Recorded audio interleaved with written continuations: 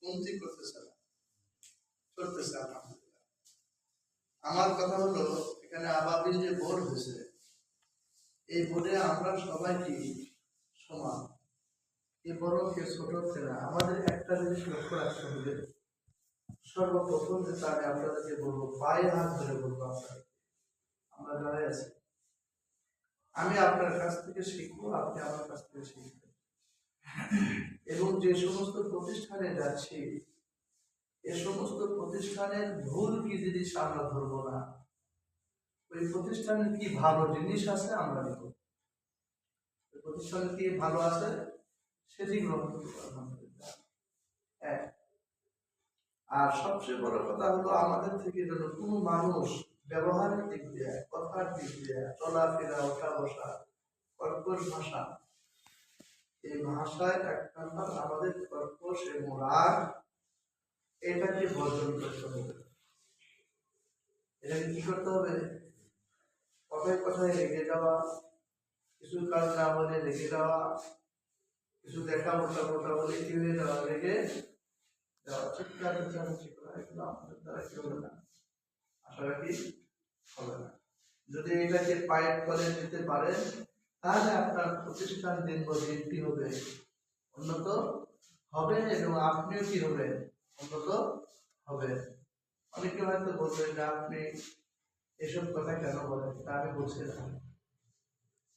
এটা চট্টগ্রাম মেহুল আহমেদ সুলতান মাদ্রাসার নোমান ফয়েজ আমার উস্তাদ, ওনার কাছে সরহে জানি করেছি। উনি বলতেন, কোনো মানুষের সঙ্গেই আপনি রাখবেন না, রাখবেন না, আর চটিয়ে কথা বলবেন না, প্লিজ। বুঝছেন কেন আপনাদেরকে বলছি? এজন্য বলছি, প্রত্যেকটা ট্রেনিং সেন্টার মাথা ঘুরে দেয়। আজকে হয়তো মুসলিমের 15 জন 10 জন দেখতেছেন, কিন্তু এমন একটা সময় আসবে এই আবাবিল বোর্ডে, আমি সেই স্বপ্ন দেখতে পাচ্ছি, আল্লাহ এই স্বপ্নকে কবুল করুক। আমি দেখতে পাচ্ছি যে এখানে এমন মানুষ আসবে যেটা কল্পনার বাইরে, কল্পনা করতে পারবে না। বিধায় তাদের সাথে আমরা ভালো ব্যবহার করবো, হেসে কথা বলবো, কোন রকমে যেন আমাদের থেকে তারা যেন কি না পায়, কষ্ট না পায়, কথার দিক দিয়ে, চলাফেরার দিক দিয়ে, ওঠা বসার দিক দিয়ে। সবচেয়ে বড় কথা হলো আদব রক্ষা করে আমাদের চলতে হবে, হাসি দিয়ে কথা বলতে হবে। অনেক রাগ জমা আছে, কিন্তু রাগ প্রয়োগ করতে পারবেন না। যদি হজম করতে পারেন তো আপনি কিছু হতে পারবেন, আর যদি হজম করে চলতে পারেন, আপনার প্রতিষ্ঠান নির্মদের কি হবে। আলহামদুলিল্লাহ, আজকে আপনাদের থেকে একটা পরীক্ষা নিলাম, ট্রেনিং সেন্টার আপনারা চালাতে পারবেন কিনা। শুধু একজন ম্যান উনি বলছেন আমি অসুস্থ, আমি থাকতে পারছি না।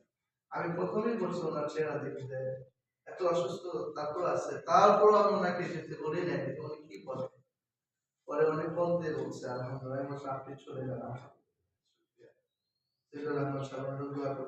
জ্বর আসলে দোয়া আছে, বিসমিল্লাহিল কাবীর আউযু বিল্লাহিল আযীম ওয়া ইয়াফিনা আলা। আমি আমার মেয়ের মাথায় ফোন দিয়ে চলে আসছি, আমি একটু বলতে আম্মু পরীক্ষা যদি কষ্ট হয় তাহলে দরকার নেই, দেখি যে আগেই আপনাদের পায়ে ধরে বলবো, যাকে যেখানে নিয়োজিত করা হবে মোমের মতো হয়ে যাবে।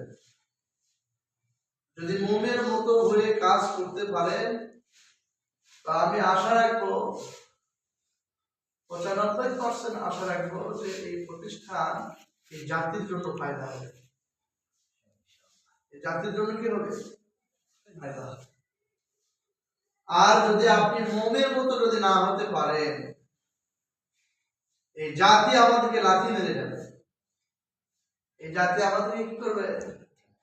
বহু প্রতিষ্ঠান, বহু ট্রেনিং সেন্টার আমি নিজে ঘুরে দেখেছি, শুধু ব্যবহারের কারণে এই প্রতিষ্ঠানগুলি লাথি মেরে রেখে যাচ্ছে জাতি। এটা হতে দেওয়া যাবে। শপথ নেন আপনারা, আজ থেকে যারা আসছেন এখানে, শপথ নেবেন জীবনে যত চলার পথে, যত মানুষের সঙ্গে চলবো, একটি কথা মনে রাখবেন, কুলু লিন্নাস ফাসরাউ ওয়া আকিমুস সালাহ। কুলু লিন-নাস, আল্লাহ বলছে তোমরা মানুষের সঙ্গে হোসনা ভালো ব্যবহারের কথা বলো, ছোট হোক বড় হোক, আপনার মুখে যেন আপনি স্বভাব থাকে, কি থাকে? আপনি। আপনার চলাফেরা যেন বলে যে না এটা ঠিক আছে, আপনার চলাফেরা ওঠা বসা কথাবার্তা যেন বলে এটা ঠিক আছে, এখানে দেওয়া যেতে পারে। বলছেন এনামুল স্যার আপনার কাছে 100 জন স্টুডেন্ট দেব, 100 জন মুআল্লিম দেব, আর মুআল্লিমের যত প্রশ্ন আছে সব আপনাকে উত্তরে আনসার দিতে হবে। যদি দিতে না পারেন তাহলে কিভাবে উত্তর দিবেন? প্লিজ স্যার একটু পরে আপনাকে বলবো। ছাত্র আপনাকে বিরক্ত করবে, ক্লাসে যখন বিরক্তর শেষ নাই, কিন্তু আপনি ওই বিরক্তর মধ্যে কর্কর ভাষায় বলবেন, কিন্তু ওই ভাষার জন্য মাধুর্য হয়। আপনি দিচ্ছেন গালি কিন্তু ওরা হাসি উড়ে দিচ্ছে, বলছেন এরকম যদি হয় তাহলে আশা রাখতে পারি ইনশাআল্লাহ এই আবাবিল আমাদেরকে এই জাতীয় এলাকার জন্য কিছু ফায়দা দেবে। আজকে আপনাদেরকে মেহনত করছি সকাল থেকে, আমি ফজরের 1 ঘন্টা আগে উঠছি, সবাই বলাতে যা এবার চিন্তা একটা, আমি এখানে এসে ফজর পড়বো কিভাবে, এই চিন্তা। আজকে আপনাদের আল্লাহর কাছে দোয়া করছে আল্লাহ যারা এখানে আসবে 1 নাম্বার গুণ দিবে এরা যেন ধৈর্যশীল কি হয়, এরা যেন ধৈর্যশীল হয়। আমি তার প্রমাণ পেলাম আজকে আলহামদুলিল্লাহ। হুজুরকে বলছি হুজুর একদল বাহিনী দিয়ে আছে, এরাই একদিন ইনশাআল্লাহ আমাদের এই এলাকার জাতির প্রণোদন হবে ইনশাআল্লাহ।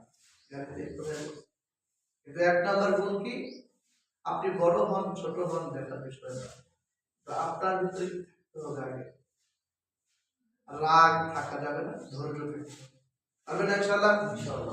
এই যে এতক্ষণ ধরে লেখালেখি পড়াপড়ি করলেন, অবশ্যই মনের ভিতরে কোনো ব্যাড এবং গুড, সাররোড হয়রোড দুটো কথাই তো আছে, মনের ভিতর জাগে নাই? কল্পনার মানুষ কি কিছু বলে না আপনাকে? এই কল্পনার মানুষ আপনাকে সকাল থেকে এখন পর্যন্ত কি কি বলছে এনামুল সাহেব? স্যার প্লিজ একটু দাঁড়ান। জি